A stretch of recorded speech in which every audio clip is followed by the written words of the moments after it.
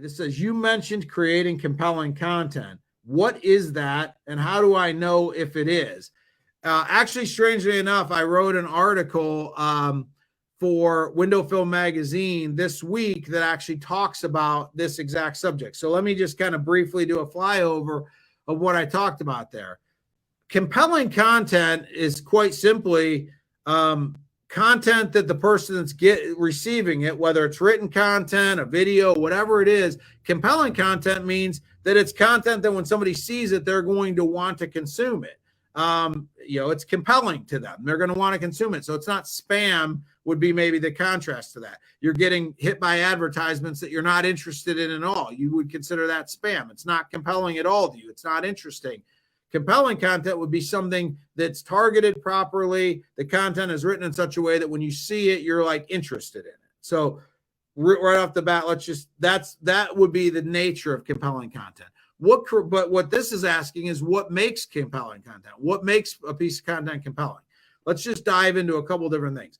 One thing is all content should be created with a certain audience in mind. If you're trying to reach somebody that's into cars, they're a car person, and your content is created in such a way that the visual, the text, the copy is all written towards somebody that's a car person, but you're not targeting it properly so that somebody that's not into cars at all could care less. They just look at cars as a way of transportation. They're going to see that content. It's not going to be compelling to them at all because it's not targeted properly. So the first part of compelling content is to make sure your content is created with the audience in mind. So you define who you're trying to reach with the piece of content, and your content is created with the audience in mind. And then how you deliver that content is targeted in such a way that the audience you're trying to reach is targeted properly. That's the first step of compelling content, because you can create the most compelling content in the world and put it in front of the wrong audience, and they're not going to be interested in it. So the first thing you got to do is make sure you're putting it in front of the right set of eyes. Actually, the name of our company, iMagnet Management, is written. It was created in such a way to, eye magnet is like magnetizing the eye. But the first piece of that is to say, you've got to be putting the content in front of the right eyes, or the best content in the world won't attract somebody's eyes if it's something they're not interested in. I'm not interested in crocheting at all. Doesn't interest me at all. So if somebody created the greatest piece of content ever that existed about crocheting and put it across my social media feed, I'm going to pass right by it because I have zero interest in crocheting. So there's an example of it's not just content based, it's also targeting based. Now, let's say that you've targeted it right. Let's assume that you've targeted it right. And then what makes compelling content?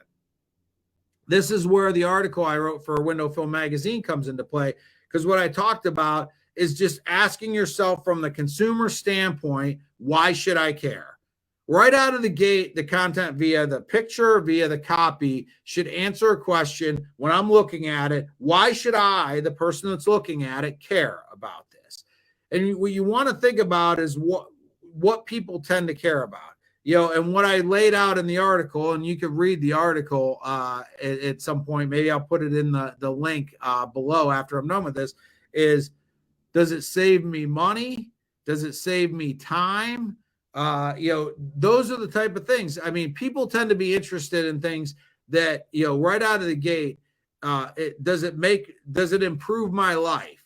If you're selling me on something, and I can see how having that item or having that service is going to create an improvement in my life, make me more comfortable, make me feel more established or cool or, accomplished or whatever it is. I mean, think about the ways companies advertise, whether it's BMW, a car company, or Louis Vuitton, a purse company, they are targeting a specific need that somebody has in their life. Not a need, because typically you don't need a BMW or a Louis, but you want to be associated with somebody that owns a Louis Vuitton purse or that drives a BMW.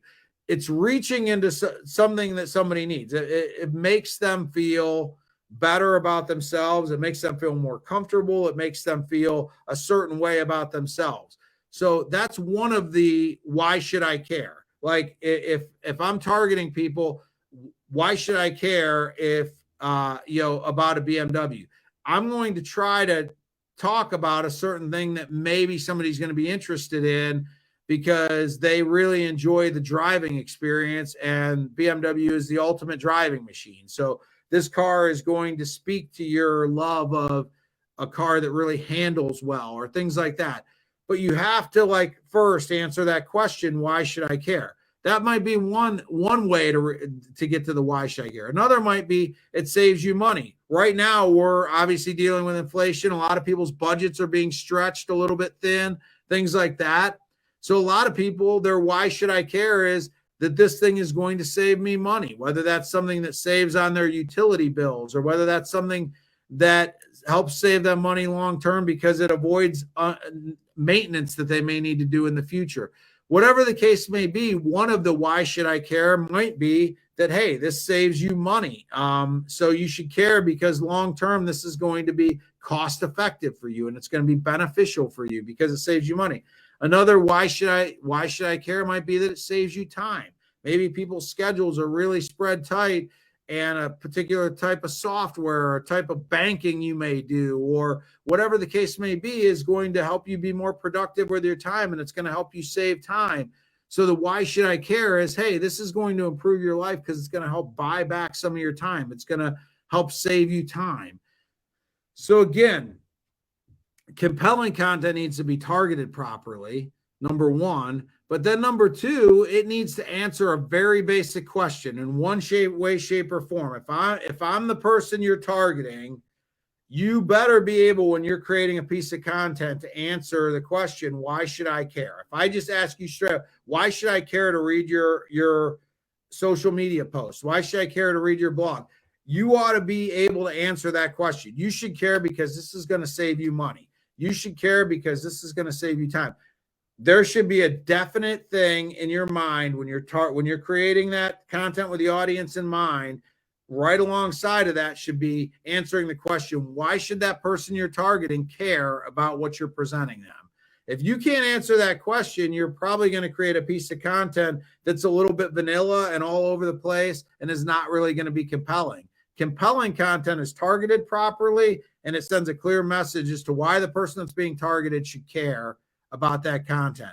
If you hit those two things, you probably have a compelling piece of content that somebody's going to take a moment to look at. If people aren't paying attention to your content, you're probably missing the mark on either targeting or answering the question of why should I care? So I hope that answers the question. I know I took a long, circular way of answering that, but I really hope I hit on all the major points there because it's kind of important. I mean, it's not just, compelling content in 3 easy steps. It's not that. You really have to think about all the pieces that go into creating a piece of content that somebody's going to be interested in.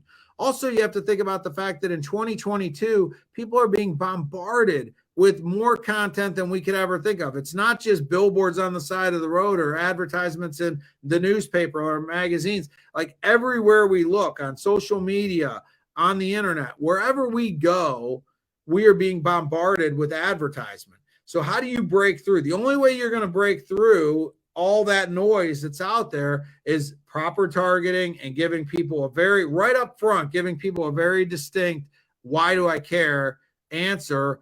And then you have a chance to break through some of that noise. Otherwise, you're just going to get caught up with all the rest of the noise out there and just get scrolled right past. And that may be why your marketing isn't resonating with people and isn't compelling.